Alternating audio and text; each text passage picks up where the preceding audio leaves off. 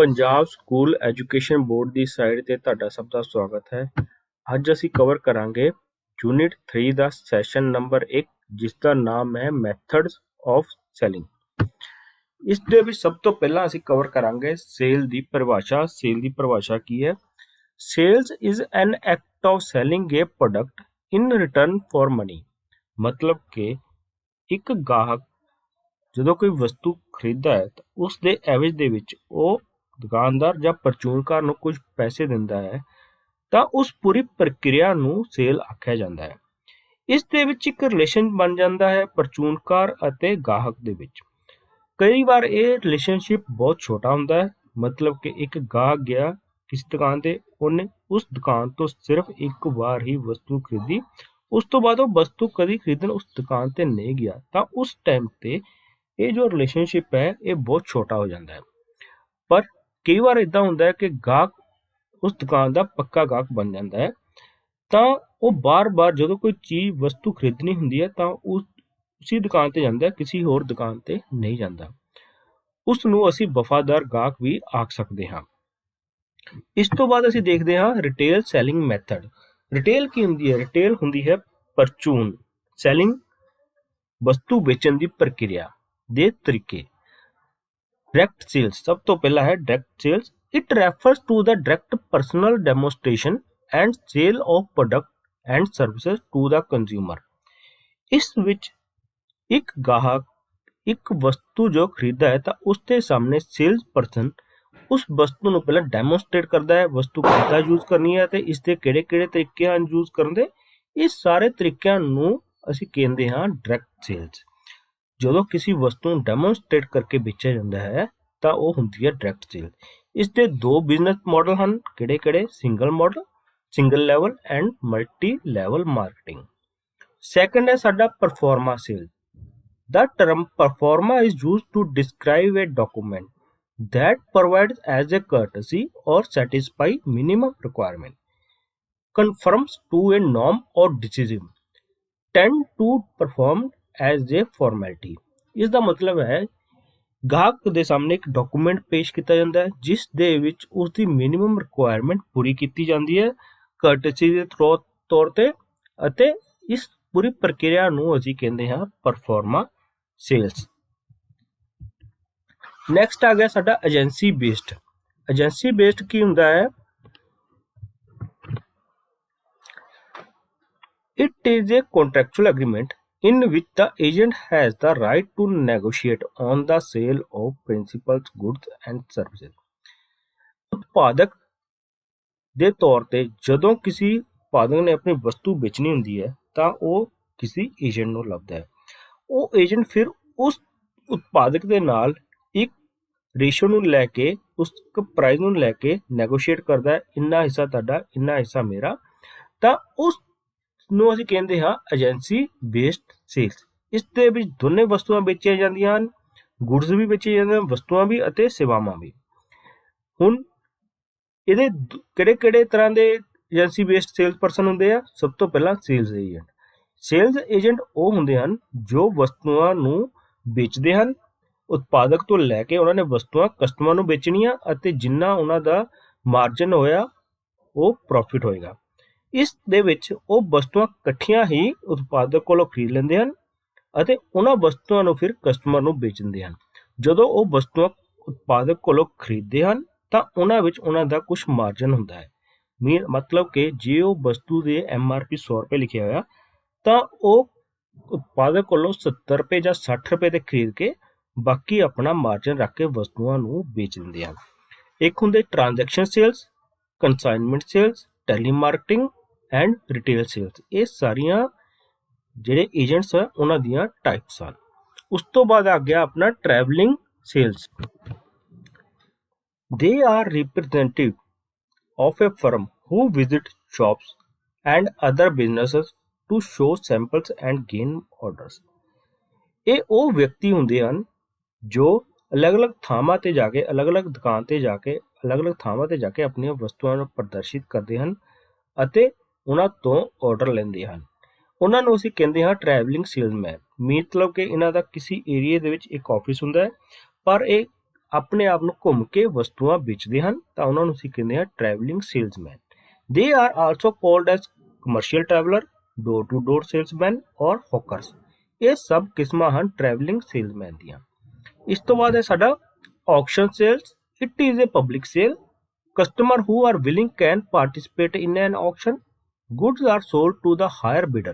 Auction money ਕੀ ਹੁੰਦਾ ਹੈ? Auction money ਇੱਕ public sale ਹੁੰਦੀ ਹੈ ਜਿਸ ਦੇ ਵਿੱਚ bad debt assets ਜਿਹੜੇ ਹੁੰਦੇ ਆ ਉਹਨਾਂ ਨੂੰ ਬੈਂਕਸ ਜਾਂ ਹੋਰ ਕੋਈ ਸੰਸਥਾ ਕੋਰਟ ਦੇ ਆਰਡਰ ਦੇ ਰਾਹੀਂ ਵੇਚਣ ਦੀ ਕੋਸ਼ਿਸ਼ ਕਰਦੀ ਹੈ, ਜਾਂ ਕੋਈ ਇੱਕ ਡਿਪਾਰਟਮੈਂਟ ਕੁਝ ਆਪਣੀਆਂ ਪੁਰਾਣੀਆਂ ਵਸਤੂਆਂ auction ਦੇ ਰਾਹੀਂ ਵੇਚਦੇ ਹਨ ਤਾਂ ਉਹਨਾਂ ਨੂੰ ਪਬਲਿਕ ਤੌਰ ਤੇ ਵੇਚਿਆ ਜਾਂਦਾ ਹੈ।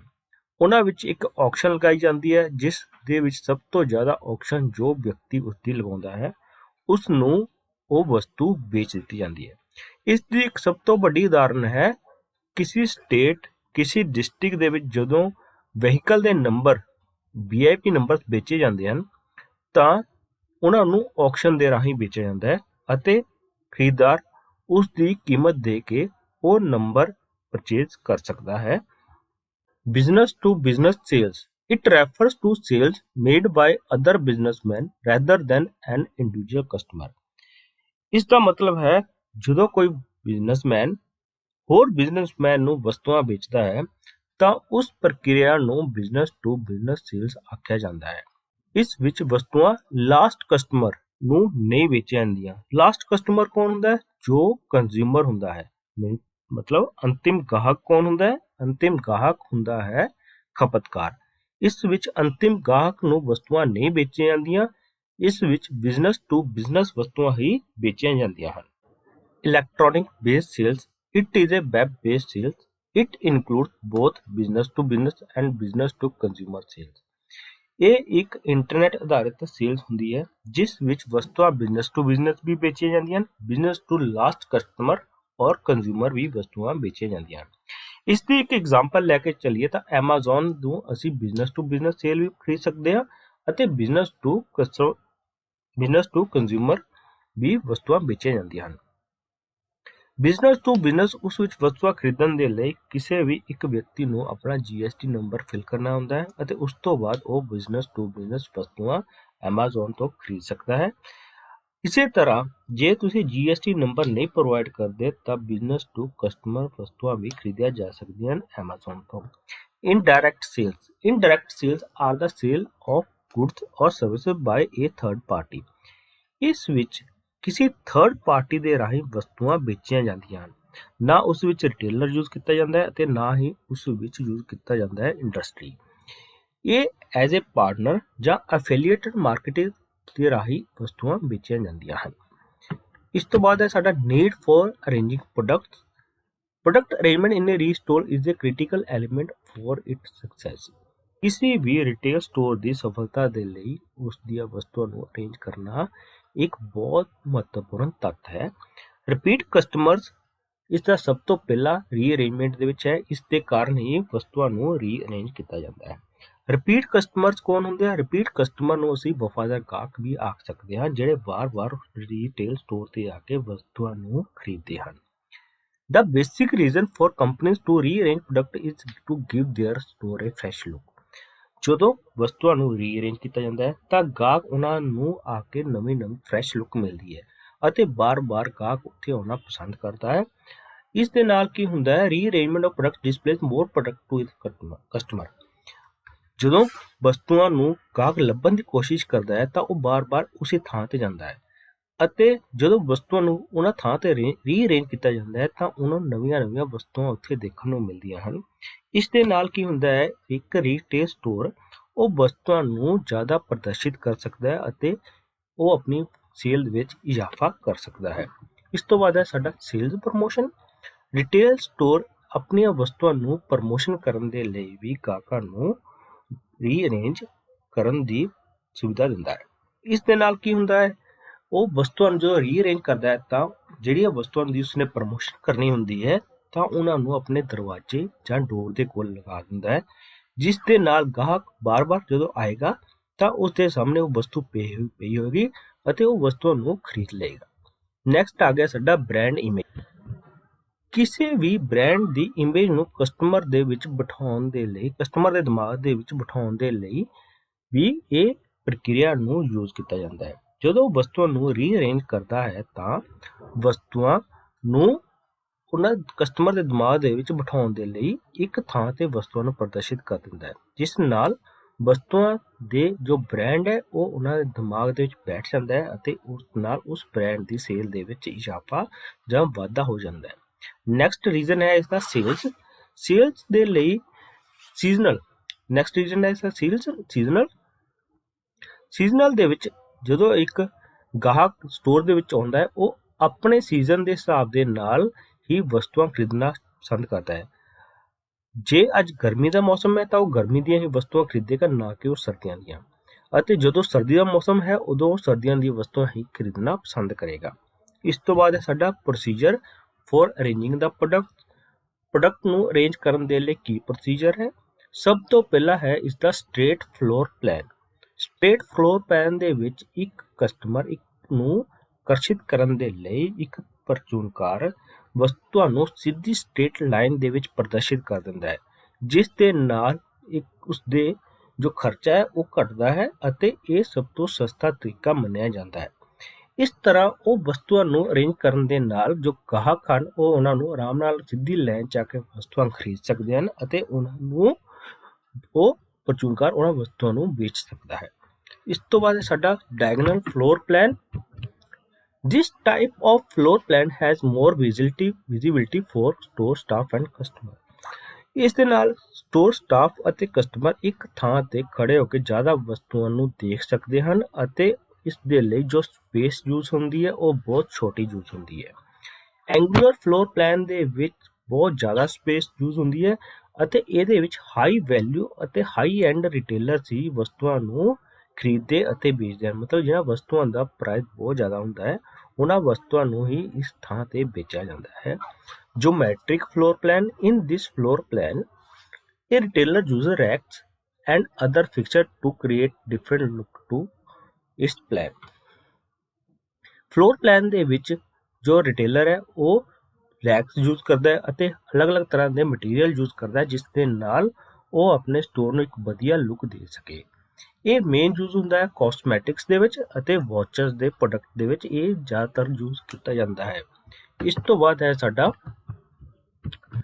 Identify products responsible for sales. Customer services associate in a retail store are responsible for identifying the product that are to be sold. ਹੁਣ ਕਸਟਮਰ ਸੇਲਸ ਐਸੋਸੀਏਟ ਕੌਣ ਹੁੰਦੇ ਆ? ਜੋ ਵਸਤੂਆਂ ਨੂੰ ਵੇਚਦੇ ਹਨ ਅਤੇ ਉਹਨਾਂ ਨੂੰ ਵਸਤੂਆਂ ਦੇ ਬਾਰੇ ਪੂਰੀ ਜਾਣਕਾਰੀ ਹੋਣੀ ਚਾਹੀਦੀ ਹੈ ਕਿ ਵਸਤੂਆਂ ਕਿਹੜੀਆਂ ਵੇਚਣੀਆਂ ਹਨ ਅਤੇ ਕਿਸ ਤਰ੍ਹਾਂ ਵੇਚਣੀਆਂ ਹਨ। Here are few steps that help the CSA in identifying the product for sale. ਕੁਝ ਸਟੈਪਸ ਹਨ ਜਿਨ੍ਹਾਂ ਦੇ ਰਾਹੀਂ CSA ਵਸਤੂਆਂ ਨੂੰ ਵੇਚਣ ਦੀ ਪ੍ਰਕਿਰਿਆ ਨੂੰ ਜਾਣ ਪਹਿਚਾਣ ਸਕਦਾ ਹੈ। Full information about the retail store and product. ਉਹਨਾਂ ਨੂੰ ਰੀਟੇਲ ਸਟੋਰ ਦੀ ਪੂਰੀ ਇਨਫੋਰਮੇਸ਼ਨ ਹੋਣੀ ਚਾਹੀਦੀ ਹੈ ਅਤੇ ਵਸਤੂਆਂ ਦੀ ਪਤਾ ਹੋਣਾ ਚਾਹੀਦਾ ਕਿ ਕਿਹੜੀ ਵਸਤੂ ਕਿਸ ਸਟੋਰ ਦੇ ਵਿੱਚ ਕਿਸ ਰੈਕ ਦੇ ਵਿੱਚ ਲੱਗੀ ਹੋਈ ਹੈ ਤਾਂ ਕਿ ਉਹ ਗਾਹਕਾਂ ਨੂੰ ਸਹੂਲੀਅਤ ਦੇ ਸਕਣ। The CSA must follow the instructions given by the store manager. Store manager ਦੇ ਦੁਆਰਾ ਜੋ ਇੰਸਟਰਕਸ਼ਨਸ CSA ਨੂੰ ਦਿੱਤੀਆਂ ਜਾਂਦੀਆਂ ਹਨ ਉਹ ਉਹਨਾਂ ਨੂੰ ਫੋਲੋ ਕਰਨਾ ਚਾਹੀਦਾ ਹੈ। ਜੇ ਉਹ ਫੋਲੋ ਨਹੀਂ ਕਰੇਗਾ ਤਾਂ ਉਸ ਦੇ ਲਈ ਮੁਸ਼ਕਿਲ ਹੋਏਗੀ ਵਸਤੂਆਂ ਨੂੰ ਲੱਭਣਾ। The store manager or supervisor allocate the product section to the CSA. ਹੁਣ CSA ਨੂੰ ਇੱਕ ਸੈਕਸ਼ਨ ਦੇ ਦਿੱਤਾ ਜਾਂਦਾ ਹੈ ਜਿਵੇਂ ਕਿ ਕਲੋਥਸ ਦਾ ਸੈਕਸ਼ਨ ਹੋ ਗਿਆ ਜਾਂ ਮੈਨਸ ਸੈਕਸ਼ਨ ਹੋ ਗਿਆ। ਉਸ ਸੈਕਸ਼ਨ ਦੇ ਵਿੱਚ ਹੀ ਉਸਦੀ ਡਿਊਟੀ ਲੱਗੇਗੀ, ਹੋਰ ਕਿਸੇ ਸੈਕਸ਼ਨ ਦੇ ਵਿੱਚ ਉਸਦੀ ਡਿਊਟੀ ਨਹੀਂ ਲੱਗੇਗੀ। ਇਸ ਦੇ ਨਾਲ ਬੈਨੀਫਿਟ ਇਹ ਹੋਏਗਾ ਕਿ ਉਸ ਨੂੰ ਆਪਣੇ ਸੈਕਸ਼ਨ ਦੀ ਪੂਰੀ ਜਾਣਕਾਰੀ ਹੋਏਗੀ ਅਤੇ ਉਸ ਸੈਕਸ਼ਨ ਦੇ ਵਿੱਚ ਵਸਤੂਆਂ ਕਿਹੜੀਆਂ ਲੱਗੀਆਂ ਹਨ, ਕਿੱਥੇ ਲੱਗੀਆਂ ਹਨ, ਉਹਨਾਂ ਦਾ ਪ੍ਰਾਈਸ ਟੈਗ ਕੀ ਹੈ, ਇਸ ਸਭ ਦੇ ਬਾਰੇ ਉਸ ਨੂੰ ਪਤਾ ਹੋਏਗਾ। The CSA is responsible for its section ਅਤੇ ਉਹ ਹੀ ਇਸ ਸੈਕਸ਼ਨ ਦਾ ਪੂਰਾ ਰਿਸਪੌਂਸਿਬਲ ਹੁੰਦਾ ਹੈ ਜੋ ਵਸਤੂਆਂ ਉਸ ਦੁਆਰਾ ਵੇਚੀਆਂ ਜਾਂਦੀਆਂ ਹਨ ਉਸ ਦੇ ਸੈਕਸ਼ਨ ਦੇ ਵਿੱਚ। The CSA must have complete knowledge about the products ਅਤੇ ਉਸ ਨੂੰ ਉਸ ਦੀ ਪੂਰੀ ਜਾਣਕਾਰੀ ਹੋਣੀ ਚਾਹੀਦੀ ਹੈ ਵਸਤੂਆਂ ਦੀ, ਜਿਸ ਨਾਲ ਕਿ ਵਸਤੂਆਂ ਉਸ ਨੂੰ ਵੇਚੀਆਂ ਜਾਣੀਆਂ ਹਨ ਅਤੇ ਆਪਣੇ ਸੈਕਸ਼ਨ ਦਾ ਪਤਾ ਹੋਣਾ ਚਾਹੀਦਾ ਹੈ। ਇਸ ਤੋਂ ਬਾਅਦ ਤੁਹਾਡਾ ਸਭ ਦਾ ਬਹੁਤ-ਬਹੁਤ ਧੰਨਵਾਦ। ਮੈਂ Karamjit Singh government senior secondary school ਤੋਂ ਤੁਹਾਡਾ ਸਭ ਦਾ ਬਹੁਤ-ਬਹੁਤ ਧੰਨਵਾਦ ਕਰਦਾ। Thank you.